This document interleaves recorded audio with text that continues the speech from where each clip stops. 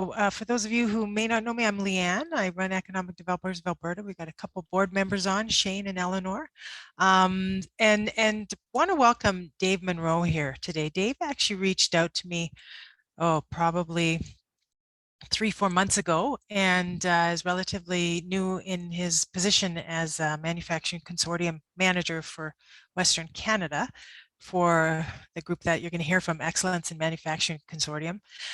Dave reached out. He's been partnering with other parts of Canada, but Alberta was relatively new, and I was pleased to be able to talk to him and get an introduction. And they're actually a gold sponsor for our conference. So you'll see Dave and some of his colleagues out here if you're going to be at the conference. But I thought it was another opportunity for Dave to just kind of introduce himself to us in advance, let us know what he does, what his organization does, and really how your communities can hopefully get more engaged with his group and their resources and the work that they do. So Dave, I'm going to turn it over to you. For those of you who are relatively new to the webinar format, if you have questions, please put them in the chat box, and my colleague Nancy will moderate the Q&A at the end, and we'll just go until there's no more questions. And so Dave, I'll turn it over to you. Perfect. Thank you, Leanne, and thank you, Nancy.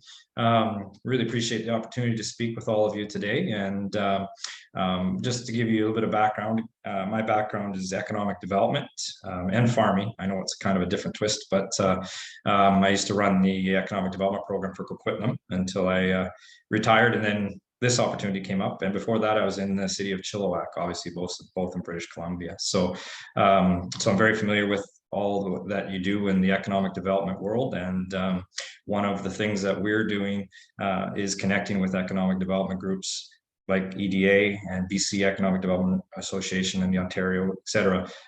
So for us as our community partners, and we can work together to get some of the resources and programming to our manufacturing teams.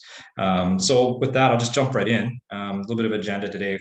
We'll welcome introductions. I'll give you a little bit of background about EMC.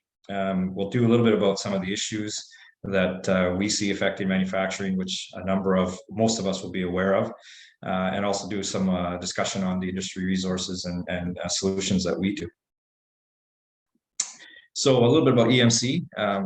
It's a nonprofit organization that actually started in the 80s in Owen Sound, Ontario, and this is our 25th year anniversary from being official nonprofit. And we work with all sizes, sectors, and sophistications. People ask us, I mean, the bread, if you ask me for the bread basket, is probably manufacturers in the, say, 50 to 100 employee range that become members and become engaged with us. That said, we have some companies with plants all over, from Ontario right through to BC. And it's so for us, I mean, just to give you a little bit of background on EMC, they started in Ontario. It's very big on the East Coast in Nova Scotia, New Brunswick, Newfoundland. They've been on boots on the ground here in BC probably for about 6-7 years. They've actually had someone working in BC. And so for us, we wanted to, and doing Alberta as well, but for us, we wanted to expand to Western Canada because we were getting inquiries from folks and they didn't have a representative. And so that's where, when I was hired to look after Western Canada, I won't read all this stuff, but the big thing for us is, we're looking at automation, digitalization, productivity, and culture. Those are kind of the key areas that we're looking in developing programming as we move forward. So I already talked a little bit about EMC already, 25 years now. And it's interesting because it was started by a gentleman who did HR for manufacturers.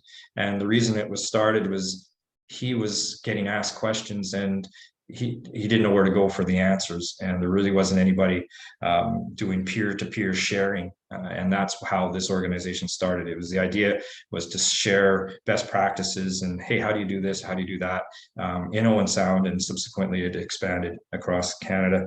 When I was in Chilliwack, I met with the president, who's now the chair of the board.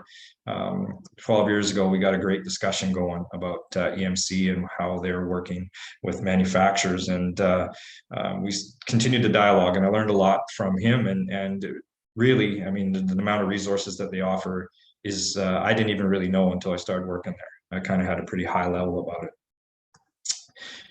So again, we're grassroots, working with manufacturers, trying to connect them. I mentioned the peer-to-peer relationships.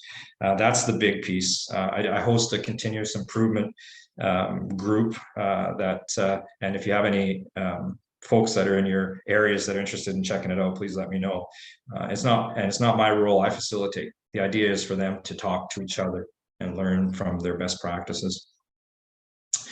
EMC's network, and we're right across Canada now. And for us, obviously, Western Canada is a key market for us. And hence why the organization made an investment in having boots on the ground. We have done some work in Alberta. And when we look at LMI, it's labor market intelligence regions. So these are the areas we've actually either hosted an event in Alberta, or we've done we have I'll talk about it a little bit later. We have a manufacturing GPS, which is a survey system that connects with manufacturers across Canada. So there would have been a little bit more work done in these areas.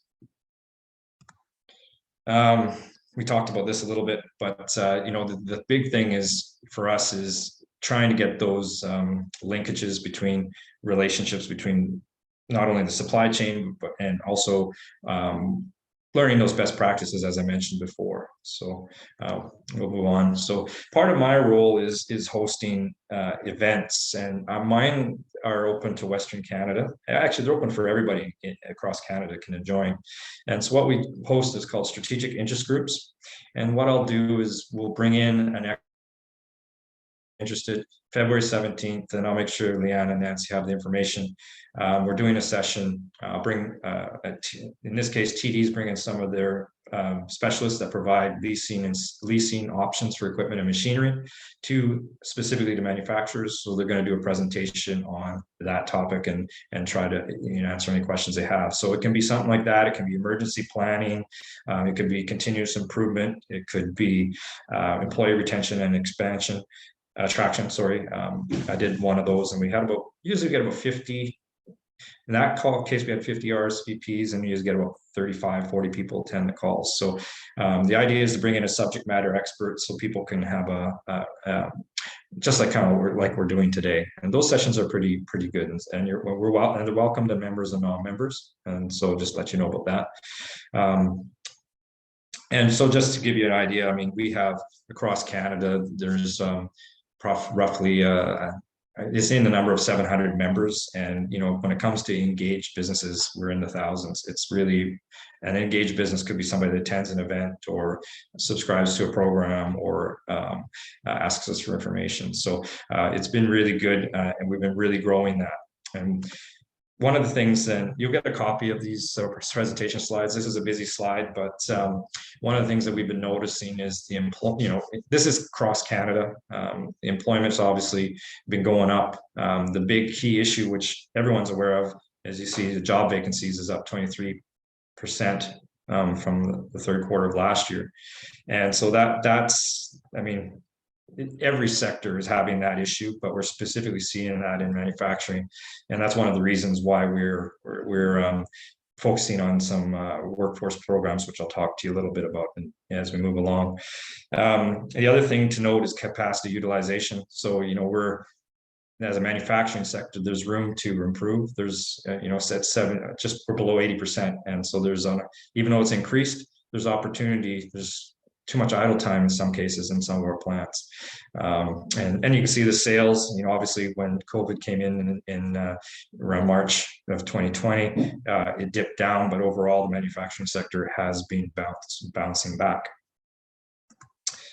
A bit about Alberta. So we just pulled these stats today. And so, Alberta's been doing really good. They have the best employment rate of the provinces, and your employment rate's at 64.2%, and your unemployment rate is still hovering around 7.3. Manufacturing sales were up again. That's good news, 7.6 billion, and that's a 35% gain from last November. So overall, I mean, Alberta's been doing pretty good, given the circumstances. And job vacancies for all sectors was for about 4.5%. Manufacturing, as per the previous slide, is tracking higher than that. Yeah, and then so I mean, and then the industrial price index, you can see that 18.1% year over year.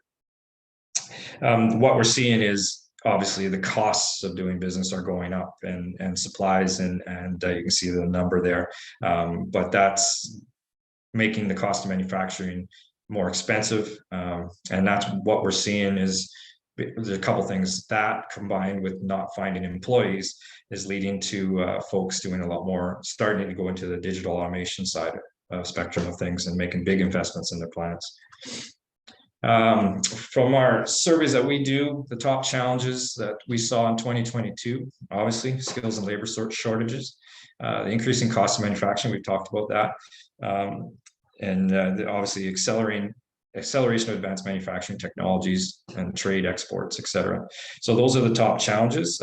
Interestingly enough, in 2021, the number one challenge was COVID related. But this year's survey, the manufacturers, it didn't come into our top 5 or 6. So it's still obviously an issue, but I think manufacturers, a lot of the manufacturers we've spoken with had developed programs and procedures to deal with the best they could. So if you look at this is just kind of gives you a little bit more detail. We don't have to go through each one of them, but you can see the top 3, 4 there. Skill shortages, cost controls, capacity utilization, asset management. Those are the top issues affecting the managers. And these are coming from, we work with Plant Magazine, and we do an extensive survey with plant managers, and there's HR managers involved. So they're going to the key decision makers that are providing this information to us. Yeah, here again, I mean, here's some changes, investing, what they're looking for in the next 5 years, investing in new production equipment processes, as per my comment about not finding employees, trying to find employees, expanding their businesses, expanding plant size. So that's kind of, we're looking at the investment side of things as businesses moving forward. And then we'll jump into just a little bit about some of the resources we offer. I mean, one of the things that EMC is trying to find is value-added services that can help businesses, and we'll go through a few of them, but these are just some of the areas that we can provide resources and training sessions on. Our Learning Center has been very, very popular. We'll go through some of the content that we offer there. It's related to where the Apple is, manufacturing essentials certifications as well. So we try to offer. A lot of what we do is, whether it's programs or whether it's those events that I host, are really related to the feedback provided by the manufacturing sector. We listen to them and try to meet their needs. Our Learning Center is expanding. We've got 2 or 3 people working in it now, and it offers a lot of everything from workforce development to culture to lean manufacturing training courses, and just so you know how it works, some of them are funded seats, some of them are partially funded seats, and some of it's pay to play. So if you bump into any manufacturers that are interested, just let me know, and we'll connect them with Amy Edwards, who's our Learning Center. She manages our Learning Center, and she'll make sure they're looked after. But part of it is also customizing house training. So we've done training back pre-COVID, where you'll do a session at a plant. Supervisory training is a big example. A lot of manufacturers find that they have someone who's got a lot of ability, maybe never went to university. They've been with the company for 15 years, and they're a little bit shy about going to a university institution. So we'll design a course and bring someone in, and it'll be taught right at the facility. And so that kind of works out pretty well. Manufacturing GPS, I mentioned this as well. So this is what we call evergreen industry labor market intelligence. It's the only one of its kind in Canada, and it provides real-time statistical information. And you can see the data. I'm not going to go through all these bullets, but you can see. This is what I referred to as that we get those key people and key decision makers providing the feedback to us. I think one of the reasons we've got a significant program from the federal government is because they mentioned that we have, in their opinion, one of the best platforms for statistical information for manufacturers. And so it's our own software, our own development, and it's something that businesses, once they participate, they can go in and access the information. As economic developers, you can go and access some information as a community partner. And so if you're ever interested in that, let me know. It's pretty good statistical information. Once you've learned it, it's pretty easy to navigate. It's stats just aren't necessarily my thing sometimes. And then, so here's another program we have, Member Needs Help. This is, so some of these programs are open to members and non-members. Other ones are, obviously, this is a program that's open to members. And this is an email service. And so basically what happens is manufacturers will email our team and say, what some of the last ones we had, COVID policies for work, or one was internet security policies. And another question was looking for a supplier that specializes in certain things. So what we'll do is we'll keep it all confidential. We'll email our membership and say, hey, we have company A in Alberta looking for examples of policies for X. And then what happens is the peers provide us with their policies, and we'll send it back out to that member. So that kind of the peer-to-peer sharing that started out in conversations and in meetings that we've taken and made it digital. And it's really going pretty well. You can see on the right there, employee recognition, quality management systems. So anything like that, and that is probably one of our most popular programs because it's just gets people information. One of the gentlemen I talked to probably about a couple months ago, it was some sort of a request he had for some legal policy. And he ended up getting a couple of examples that he was able to merge what he wanted and take to his lawyer. And he figures it saved him $5,000 to $10,000 just by having some templates that he could take and to his lawyer to get finalized, as opposed to starting from scratch. Manufacturing Essentials Certification. So this is one of our very popular programs as well. This is through our Learning Center, and you can see the 6 streams, everything from onboarding to health and safety to leadership. So they're very short, quick courses that provide people with practical expertise that they need to advance or make the company more productive and efficient. So this has been, again, one of the more popular programs. The program that is really, I'm really happy to see an uptake in Western Canada. That was one of our goals, is a work integrated in learning program. It's called WillWorks.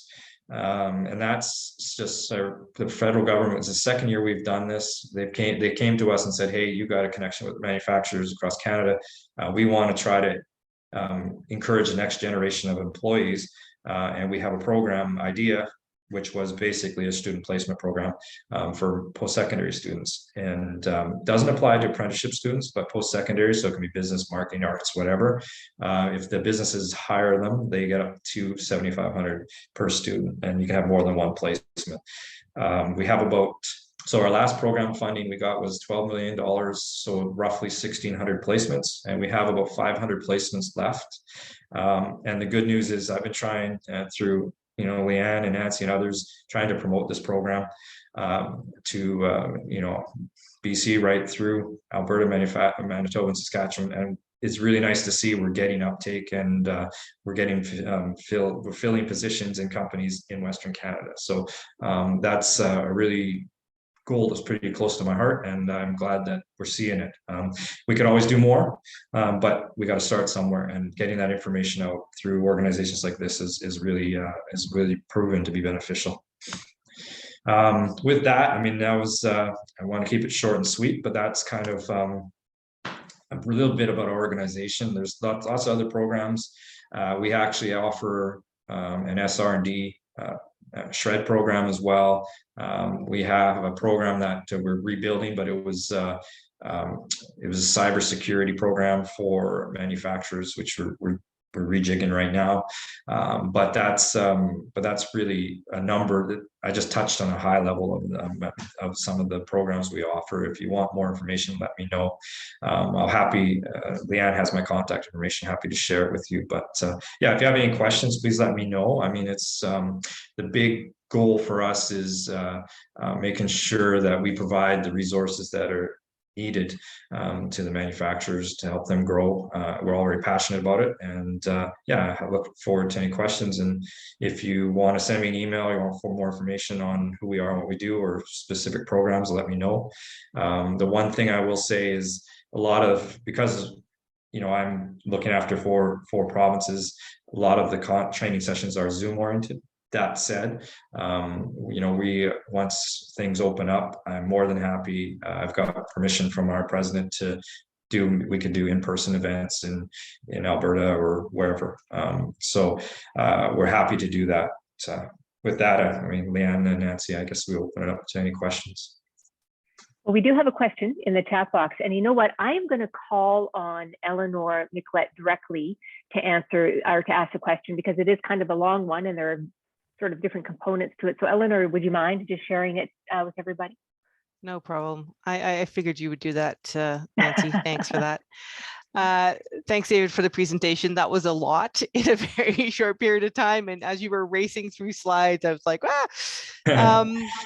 So this morning I had a conversation with former CAO of Supply Chain Canada.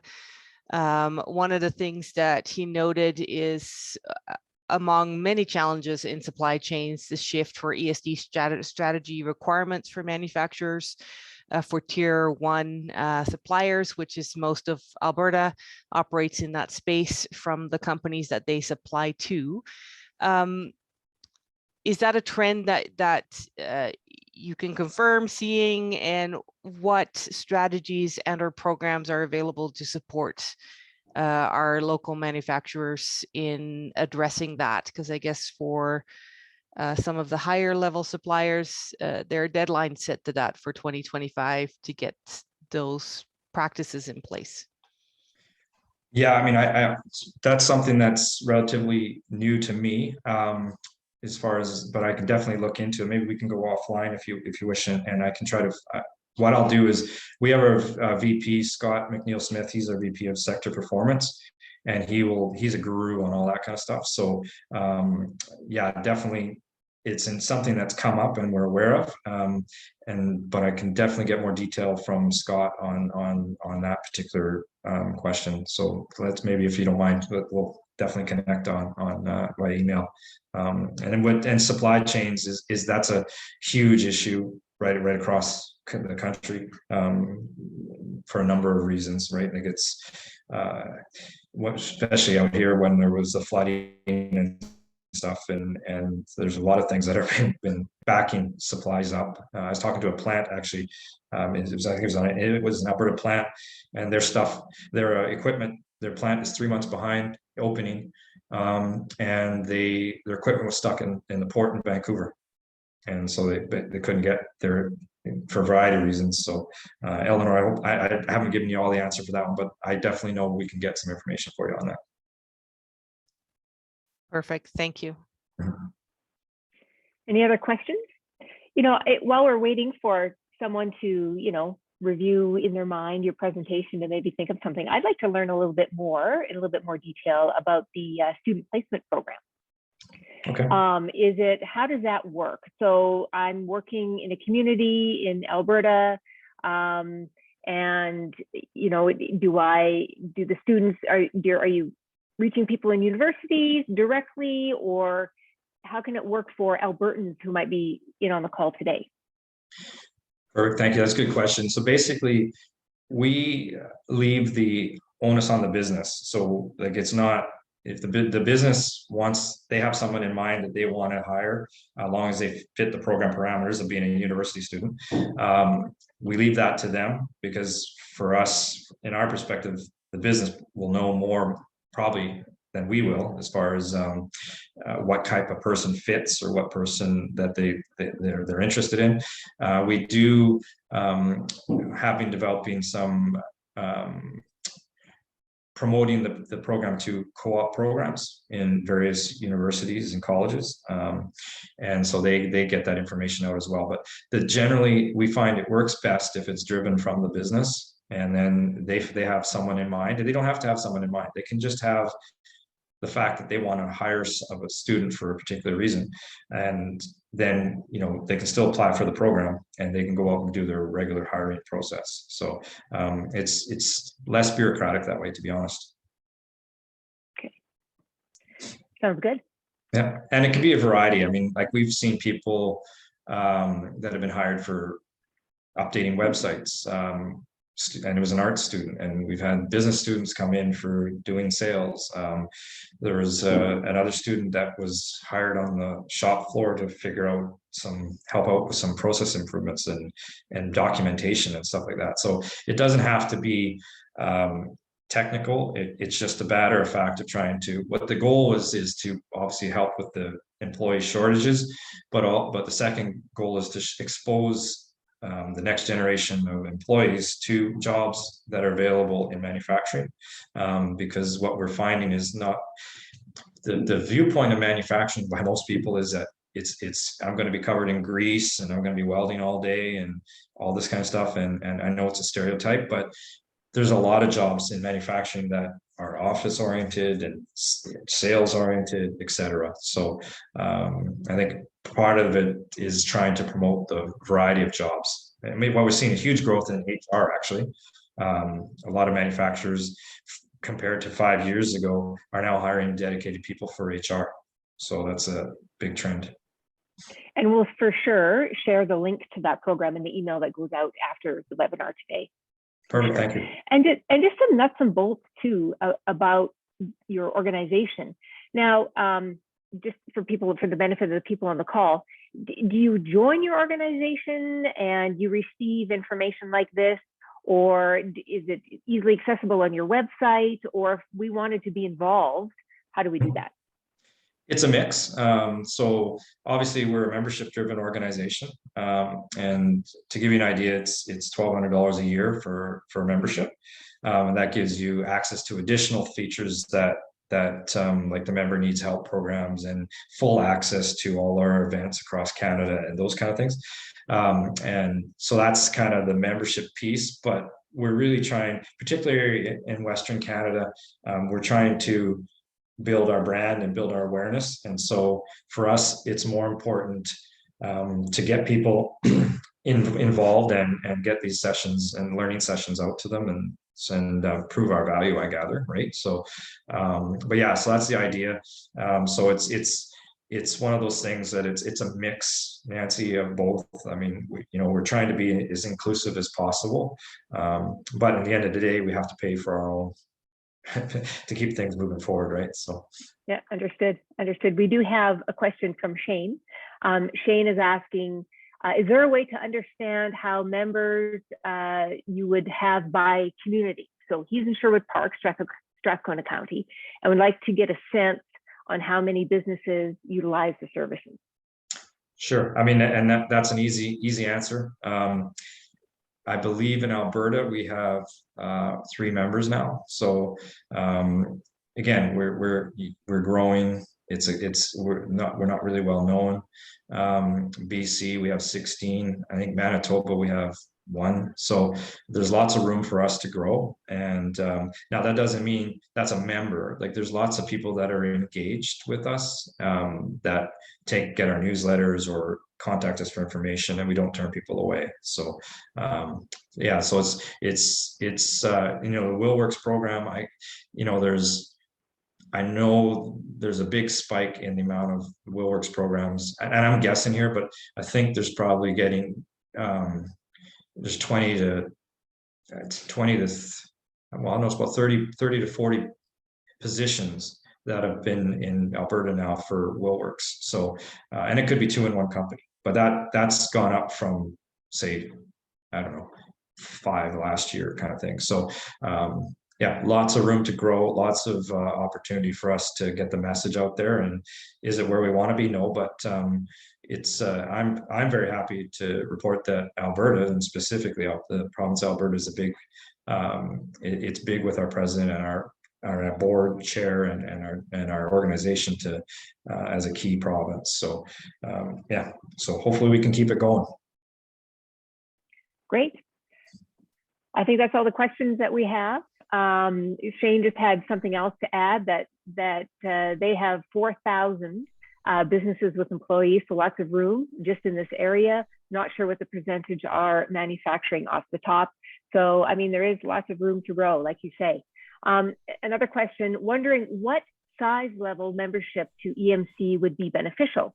Lots of great programming and events, but recognized membership feel for a micro manufacturer might be out of reach. What's the typical size? So it's a standard, it's the same membership fee. And we find so as I mentioned, $1,200 for large companies and the medium and small. What we're finding is that I mentioned a bread be 50, in that 50 employee range. And what we've been finding too is, the other thing, just so you know as well, like if someone wants to try us out and check things out, just let's work together and I'll get them a complimentary membership for 6 months and they can try out and try things out. That's a new thing that we're trying to make happen. But yeah, what we find is that businesses like I just talked to a manufacturer the other day. They do two things. They do lumber and they do metal roofing, and they phoned in and they're considering membership because they did a training session where we had actually funded seats, and they put 4 of their supervisory staff through, and they figured in that training session alone that they saved enough to pay for the membership because it didn't cost them anything. The only cost them was the downtime. So, as far as, again, to the question, I mean, I don't think a lot of our people, 5 and 5, I would say is probably, if 5 employees plus are the ones that are kind of joining us.